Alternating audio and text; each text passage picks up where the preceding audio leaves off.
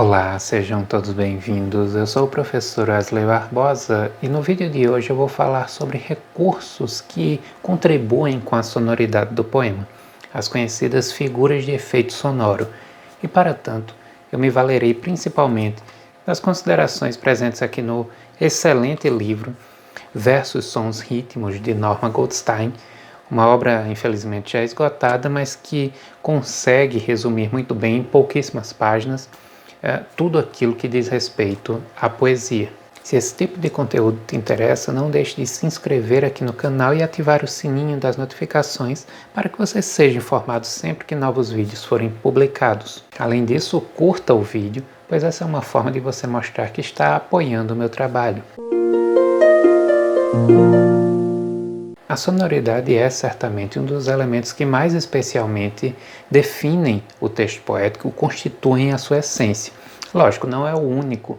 A imagética também é muito forte, né? Ou seja, você construir imagens, associações, figuras através das palavras que remetem a signos, a acontecimentos, a locais, a figuras mesmo, só que representadas por meio de imagens. Isso é, obviamente, muito presente, além de várias outras características, como a expressão de uma subjetividade, a presença do eu, como diria Maçom Moisés, entre outras questões. Mas a sonoridade é talvez aquilo que mais chama a atenção na poesia.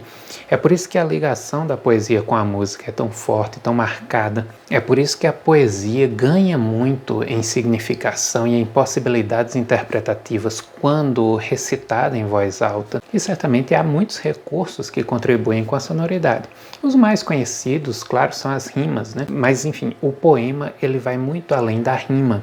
E até o poema que não é rimado, né, o poema de versos brancos, ele tem também sua sonoridade.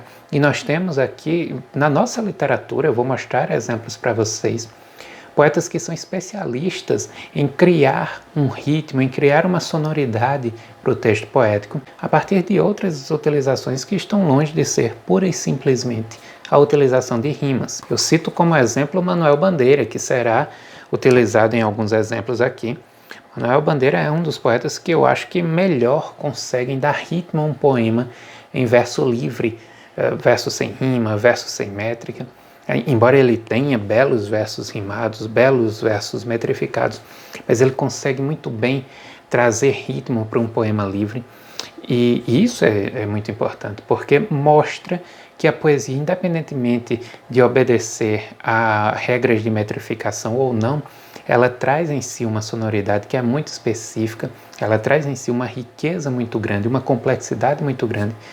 E poetas como ele, assim como outros também que citarei aqui, sabem muito bem agregar esse valor aos seus textos. Muito da sonoridade presente num poema busca imitar, e aí a noção de mímese que vem lá de Aristóteles é sempre muito importante, e por isso que ela me é tão cara, né?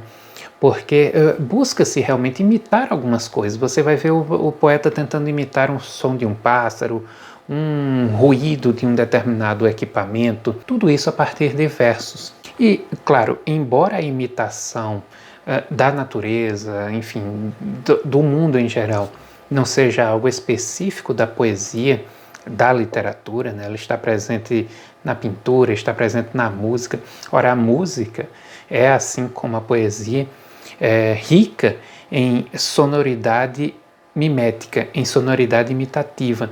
Eu convido-os, inclusive, eu vou citar aqui alguns poemas que tratam da questão do trem, e já que falei em música, convido-os a assistir, procurar aí no YouTube, a execução do Trenzinho Caipira, que é um trecho das Baquianas Brasileiras de Villa-Lobos, o Trenzinho Caipira, executado pela Orquestra Sinfônica do Brasil.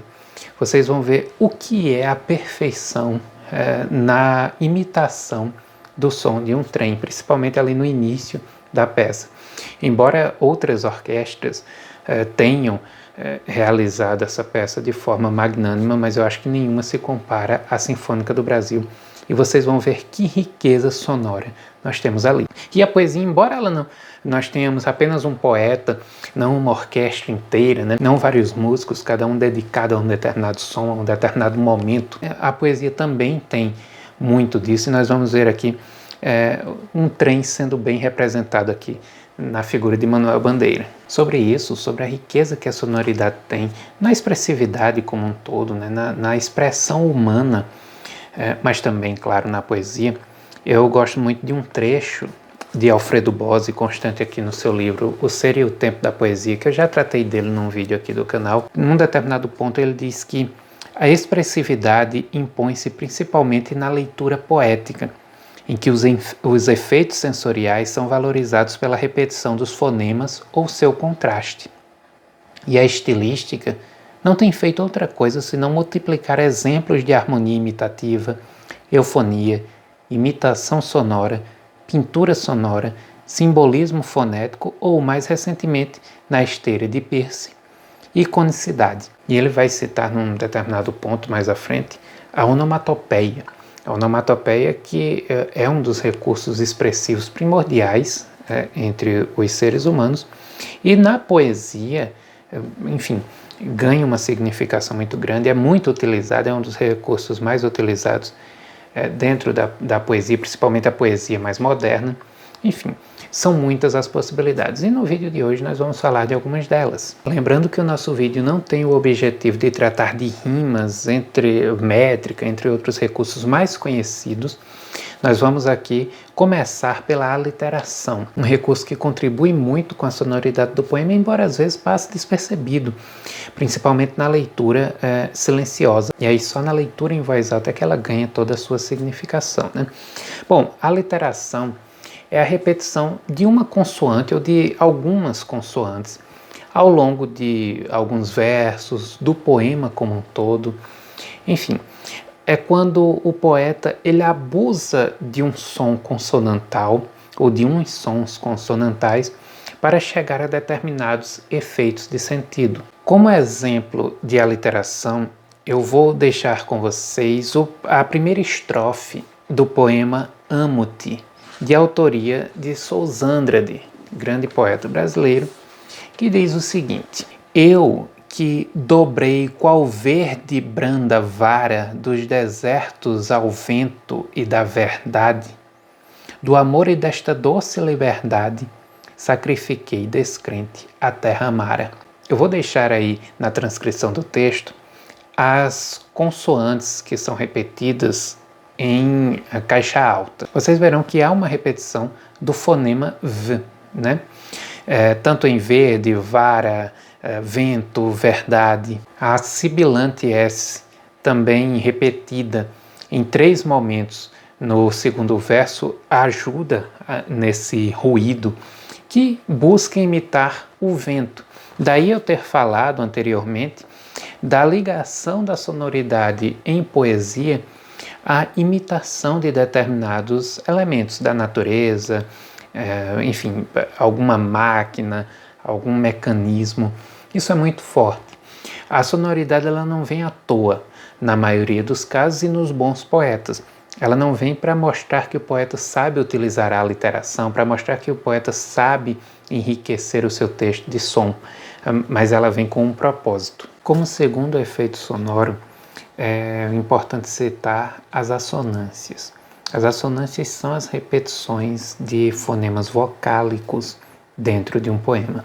Ou seja, enquanto que as aliterações repetem consoantes, as assonâncias repetem vogais. Eu vou utilizar como exemplo o poema Antífona, de Cruz e Souza, grande poeta brasileiro, que diz o seguinte: ó formas alvas, brancas, formas claras, de luares, de neves, de neblinas, ó formas vagas, fluidas, cristalinas, incensos dos tíburos das aras. Bom, por esse primeiro trecho aí, o poema segue por mais algumas estrofes, mas nós vemos, claro, que Cruz e Souza se utiliza de aliterações nesses versos. As sibilantes aí são muito fortes, né? Formas alvas o tempo todo, se valendo da sonoridade do S. Mas ele também se utiliza de uma repetição acentuada de fonemas vocálicos A e E.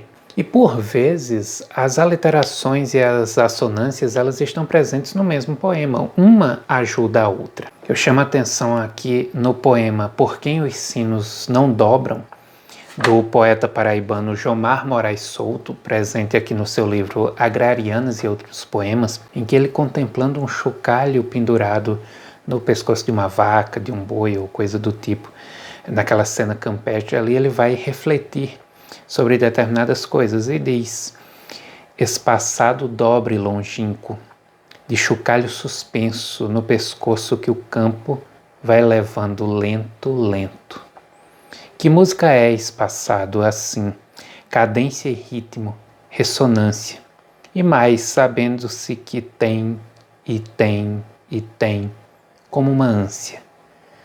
Chocalho ao longe, lado a lado, cobre no cobre suavizado. O crepe e a dor que tampo, escorrer eu faço, dobre espaçado, no finado campo. E aí segue também o poema. Nós vemos, claro, aliterações de fonemas oclusivos, né, como o P, o C, etc.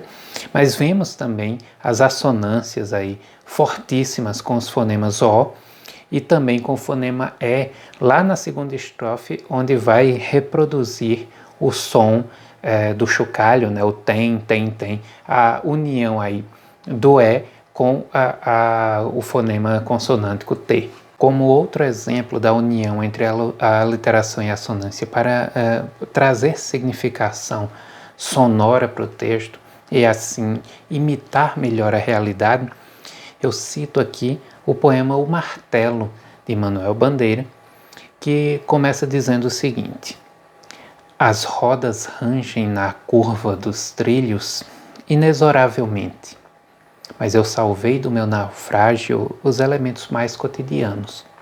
O meu quarto resume o passado em todas as casas que habitei.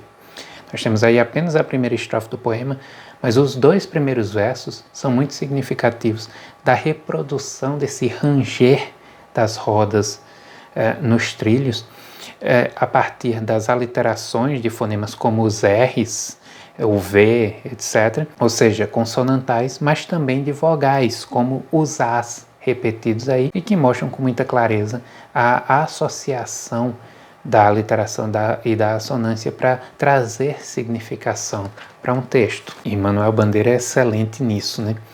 Para imitar um trem, parece que ele é o grande especialista na poesia brasileira. Em Trem de Ferro, presente aqui em Estrela da Manhã, ele começa com seu café com pão, café com pão, café com pão. Virgem Maria, o que foi isso, maquinista?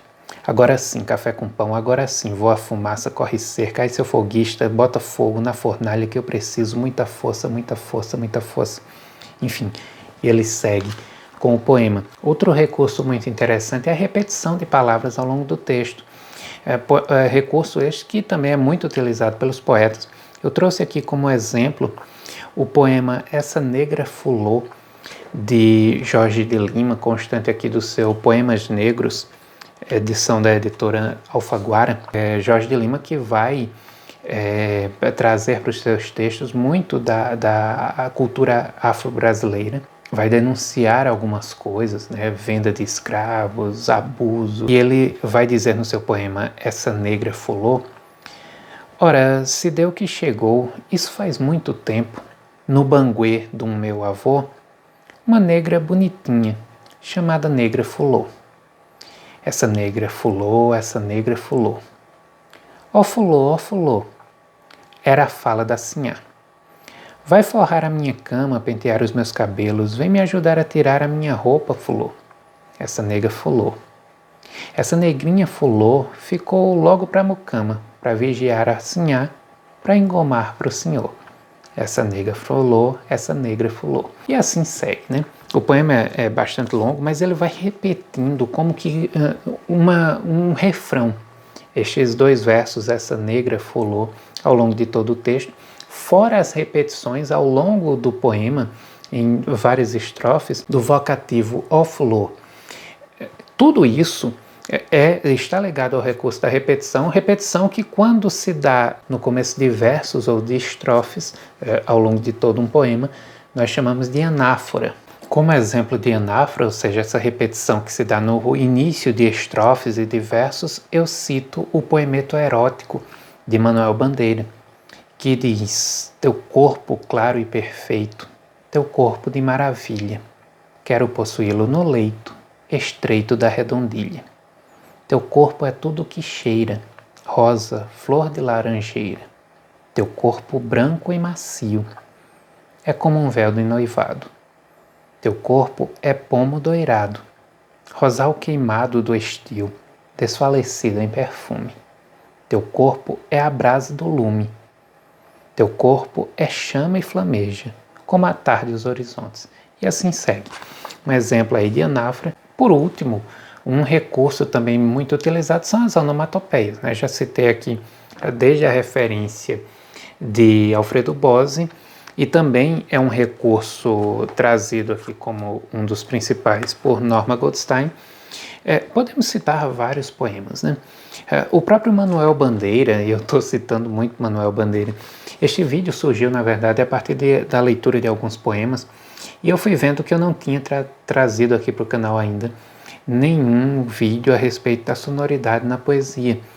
E lendo Manuel Bandeira neste fim de semana, eu decidi fazer este vídeo. Bom, mas o que seria a onomatopeia? A onomatopeia seria você, a partir do som das palavras, imitar, reproduzir o som de algum objeto, de algum animal também, enfim. É o que se dá, por exemplo, no poema Belém do Pará, em que ele diz: bem Belelém, viva Belém, Belém do Pará, porto moderno integrado na Equatorial. Beleza eterna da paisagem. Bem Belelém, viva Belém. E aí segue lá na frente, bem Belelém, reproduzindo o som de um sino. Obviamente, até mesmo a repetição dos fonemas T e E aqui no poema de Jomar Moraes Souto também serviriam como exemplos de onomatopeia. Na verdade, os vários poemas que eu citei aqui podem servir como exemplo de vários desses recursos. Ao mesmo tempo, né, os poetas os unem, os utilizam em harmonia. E isso é o que traz muita riqueza e muita significação para os seus poemas. Então é isso, eu espero que vocês tenham gostado. Espero que tenha ajudado quem ainda não conhecia esses conceitos a entendê-los melhor, a entender que a sonoridade na poesia vai muito além da pura rima, embora, claro, a rima também se valha das assonâncias, por exemplo, né, para existir a repetição de vogais ali, mas que vai muito além da rima. Um poema sem rima pode ter sonoridade, pode explorar o som como seu aliado, e acredito que em alguns desses exemplos aqui trazidos isso ficou bem claro. Agradeço muito pela audiência de vocês, peço que interajam com o vídeo, deixando seu comentário, sugerindo temas para futuros vídeos, porque, como eu sempre digo, a participação de vocês é fundamental aqui para o canal. Muito obrigado pela audiência e até o próximo vídeo.